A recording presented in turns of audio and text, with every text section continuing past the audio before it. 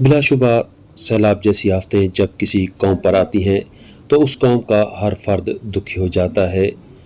مگر ایسے میں جب حکومت وقت کی بے اتنائی سامنے آئے تو یہ درد کہیں بڑھ جاتا ہے۔ یہی وجہ ہے کہ آج لاہور کے لیبرٹی چوک میں تحصیل توسا شریف اور ضلع ڈیرہ غازی خان کے نوجوانوں نے توسا بچاؤ ریلی کا اہتمام کیا۔ اس موقع پر تحصیل توسا کے سینکڑوں ڈاکٹرز، انجینئرز، علماء کرام، مزدور، دیہڑی دار لوگوں نے شرکت کی اور اپنے وسیب سے محبت کا ثبوت دیا۔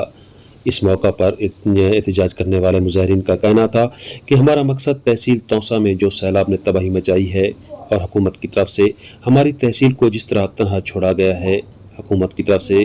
تاحال کوئی ٹھوس اقدامات امداد کے حوالے سے نہیں کیے گئے اور نہ ہی ملکی میڈیا پر سیلاب کے حوالے سے کوئی رپورٹیں چلی ہیں۔ اس احتجاج کا مقصد حکومت سے ہمارا مطالبہ ہے کہ توسا شریف میں سیلاب زدہ علاقوں میں جتنے لوگ شہید ہوئے ان کے لواحقین کو فی الفور امداد دی جائے، جتنے لوگوں کے مکانات گرے ہیں انہیں بھی مکانات بنانے کے لیے پیسے دیے جائیں، ان کے بجلی کے بل معاف کیے جائیں، کسانوں اور کاشتکاروں کو مفت بیج دیا جائے اور بلا سود قرضے بھی دیے جائیں۔ ان کا کہنا تھا ہر قصبے کے ارد گرد پکے حفاظتی بند باندھے جائیں۔ وزیر اعلیٰ کو فوری طور پر توسا کا دورہ کرنا چاہیے۔ انہوں نے کہا اگر ہمارے یہ مطالبات نہ مانے گئے تو ہمارا اگلا پڑاؤ پنجاب اسمبلی ہوگا۔ انشاءاللہ اس تحریک کے ہیڈ ڈاکٹر قصور بلوچ کو ہم خراج تحسین پیش کرتے ہیں جنہوں نے اس حوالے سے بڑی محنت کی۔ اس موقع پر معروف شاعر تہذیب حافی، سردار بختیار گالی، ما سعید عربی، آفتاب رشید دستی،